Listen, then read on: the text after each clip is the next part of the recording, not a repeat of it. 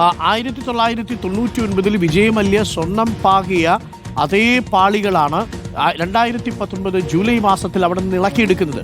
അപ്പോൾ സ്വർണം പാകിയ ആ പാളികൾ ഇളക്കിയെടുക്കുമ്പോൾ അവിടെയുള്ള തിരുവാഭരണം കമ്മീഷണറുടെ സാന്നിധ്യം ഉണ്ടാവണ്ടേ, അവിടെ തിരുവിതാംകൂർ സ്മിത്തിന്റെ സാന്നിധ്യം ഉണ്ടാവണ്ടേ, അവർ ഈ മഹസറിൽ ഒപ്പുവെക്കണ്ടേ? എന്നിട്ടും അവർ രണ്ടുപേരുടെയും ഒപ്പ് കണ്ടില്ലല്ലോ. മാത്രവുമല്ല, അത് സ്വർണ്ണപ്പാളികളാണെന്ന് അതിൽ രേഖപ്പെടുത്തിയിട്ടുമില്ല. അത് ഉണ്ണികൃഷ്ണൻ പോറ്റിക്ക് സഹായമായി മാറി. ഉണ്ണികൃഷ്ണൻ പോറ്റി ഇന്ന് ചോദ്യങ്ങളെ പ്രതിരോധിക്കുന്നത് അന്ന് പുറത്തുവിട്ട ഈ മഹസറിനെ കൂടി കരുതിയാണ്. മഹസറിൽ പറയുന്നത് സ്വർണ്ണപ്പാളിയാണോ? അല്ല. പിന്നെ എങ്ങനെയാണ് എൻ്റെ കയ്യിൽ സ്വർണ്ണപ്പാളി തന്നു എന്ന് നിങ്ങൾക്ക് പറയാൻ കഴിയുക? ടി വി പ്രസാദ്, പ്രധാനപ്പെട്ട ചോദ്യമാണ്, നിർണായകമായ തെളിവാണ് ഇപ്പോൾ നമ്മൾ പുറത്തുവിടുന്നത്.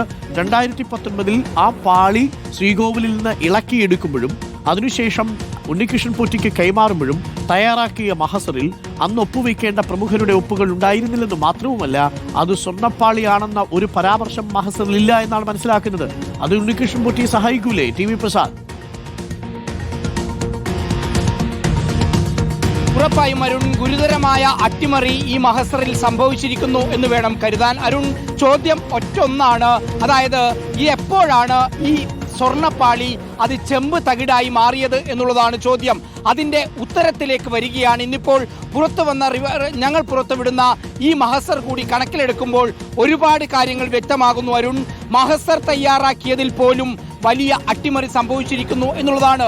ഇപ്പോൾ റോഷി പറഞ്ഞതുപോലെ 2019 ജൂലൈ മാസം 19-ാം തീയതിയും 20-ാം തീയതിയുമായിട്ടാണ് ഉണ്ണികൃഷ്ണൻ പോറ്റിക്ക് അവിടെയുള്ള ആദ്യ ദിവസം 12 തകിടും രണ്ടാമത്തെ ദിവസം 2 തകിടും അടക്കം 14 തകിടുകൾ കൈമാറുന്നത്.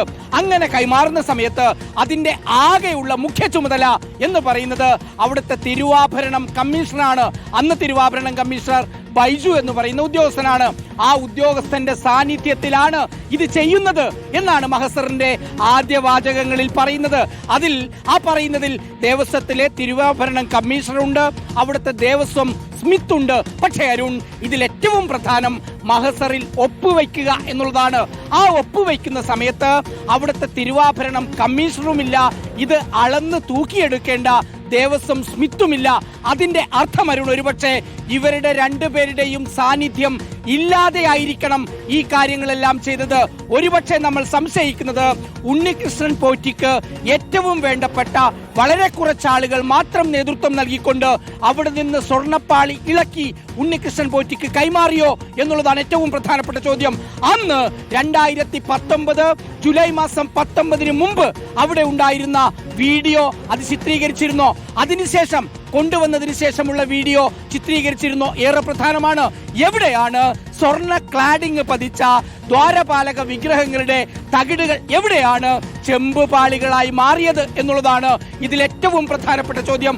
അരുൺ, ഈ മഹസർ ഇതിൽ ഏറെ പ്രധാനമാണ്. കാരണം ഇതിൽ ഉണ്ണികൃഷ്ണൻ പോറ്റിക്ക് കൈമാറുന്ന സമയത്ത് ഉണ്ണികൃഷ്ണൻ പോറ്റിയോട് ഇതെങ്ങനെ കൊണ്ടുപോകണം എന്ന് പറയുന്നില്ല, ഇതെന്ന് തിരിച്ചെത്തിക്കണം എന്ന് പറയുന്നില്ല. ചുരുക്കം പറഞ്ഞാൽ ഉണ്ണികൃഷ്ണൻ പോറ്റിയുമായി ദേവസ്വം ബോർഡിലെ ഉന്നതർ നടത്തിയ ചില അഡ്ജസ്റ്റ്മെന്റുകളായിട്ടാണ് ഈ മഹസർ വായിക്കുമ്പോൾ നമുക്ക് മനസ്സിലാകുന്നത്. ചുരുക്കത്തിൽ ശബരിമലയിലെ അയ്യപ്പന്റെ വിഗ്രഹത്തിന്മേലുള്ള പാളികൾ അത് സ്വർണ്ണപ്പാളികളായിരുന്നു എന്ന് നേരത്തെ ഉള്ള തെളിവുകൾ നമ്മൾ സാക്ഷ്യപ്പെടുത്തുമ്പോൾ അത് ചെമ്പ് തകടായി മാറ്റുന്ന മഹസറായി കാര്യങ്ങൾ വരുന്നു.